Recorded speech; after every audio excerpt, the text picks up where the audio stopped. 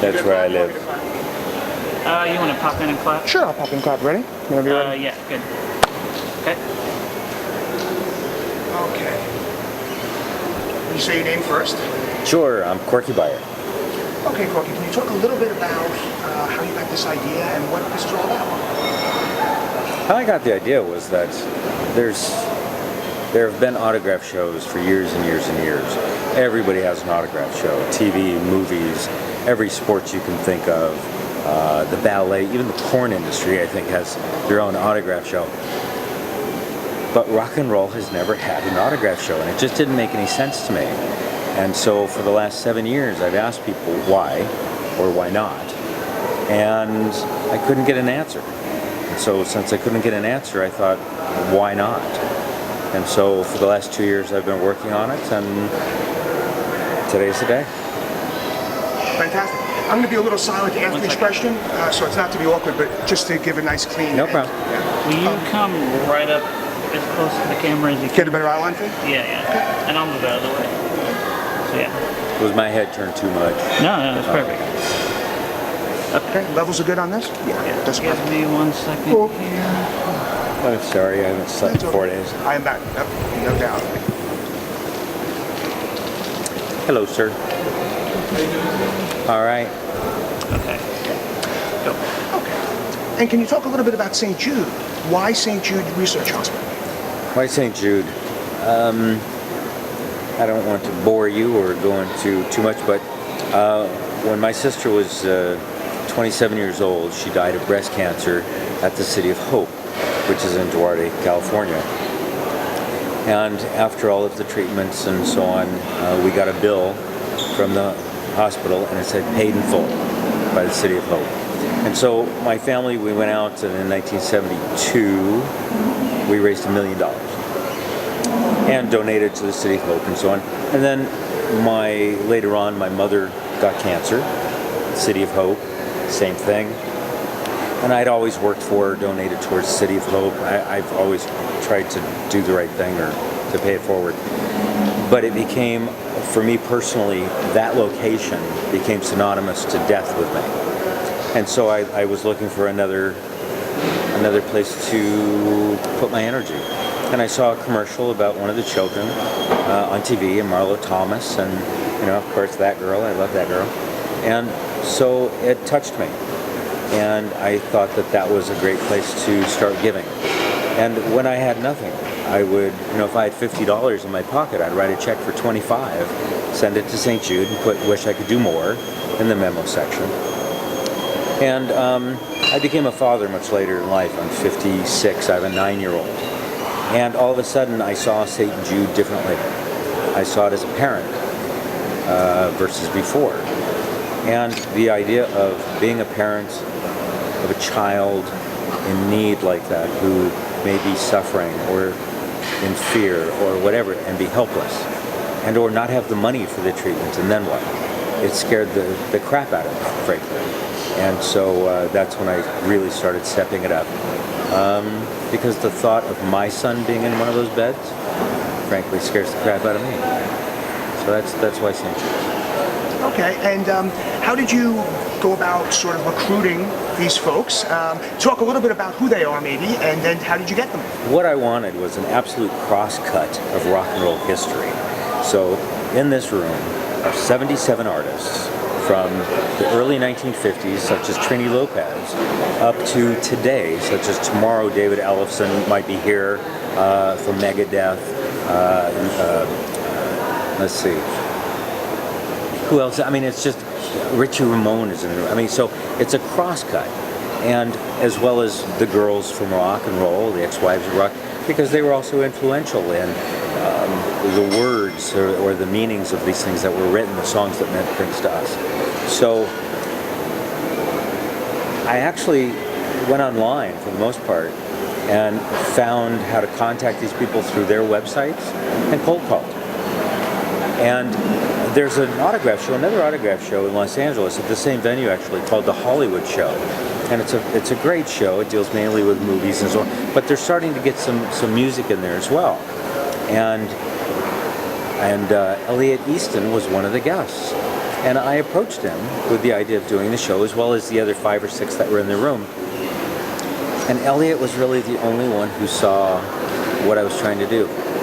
And he was the very first person to say yes. And with that yes, it gave me hope. And so it became a numbers game. I figure for every 100 no's, there's a yes. Well, there's 77 yeses, so how many no's was that? And that's really what it was. But it took on a life of its own. Once people saw the list of artists that wanted to participate and so on, all of a sudden the artists started calling me. Their agents and managers started calling me and saying, I hear you're putting on this event. How can we be a part of this? And that's how it ended up. That's the last 20 artists I didn't solicit. They came to me, and it was really quite remarkable. Great. Can you talk a little bit about the song that Dick is doing, and because we're going to tie that all in. Well, one of the cold calls was I sent an email to Dick Wagner's email address, and his manager Susie called me back, and I had talked to her on the phone for probably 5-6 minutes, explaining what I was doing and so on. And I had no idea that she was really into St. Jude's. And so she says, I'll talk to Dick about it. Can I get back with you tomorrow? I said, sure. So she calls me back the next day. She says, well, Dick and I talked about it. We'd like to do the show, but would you mind if Dick actually writes an original song for the event, and we can have the artist sing it and so on, and then donate the song to St. Jude with the video and so on, that the people can download. It's just another source of revenue for St. Jude. But it's a song that is obviously from Dick's heart, obviously with some input from Susie, and it's a really beautiful song. And everybody that is a part of it, that I've spoken to, unfortunately I haven't been in the studio yet, they all say what a moving, warm, wonderful song this is. And that's, you can't make this stuff up. This is rock and roll history. Last time something like this was done, to the best of my knowledge, was We Are the World. To have this many artists involved with a single song for a single cause. And it's pretty amazing. That's great. And just for the end, do you have any funny stories or about maybe the cold calls or strange characters you've been dealing with, because it is rock and roll? I got to think on that one. Okay. I don't.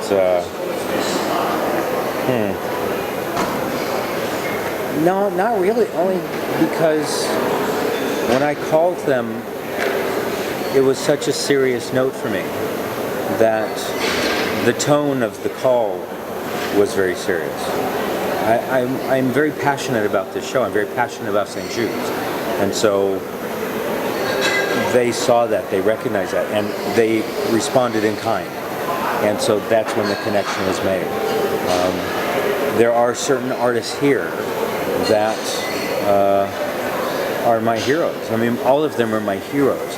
But to be in the same room with Mark Farner, and now his wife, who's an angel in disguise, or Lou Gramm. I mean, these are people that have truly created the soundtrack of our lives. Their songs played when I had my first kiss, when I got laid for the first time, when my sister died, when my son was born. These life events, everybody has a song, and they created it. And I'm just very touched that they're there. Please understand too that getting the artist wasn't just me. There are people like Mike Marks from Illinois who got me people. Kathy St. George, the Playboy Playmates, and so she worked her butt off for this show, and she should be recognized for that. The staff that I have, Kristen Hederman, Denise Culp, without them, without them, John Graziano. I'm just a guy with an idea, and I'm smart enough to know to surround myself with people smarter than myself. And that's what I've done.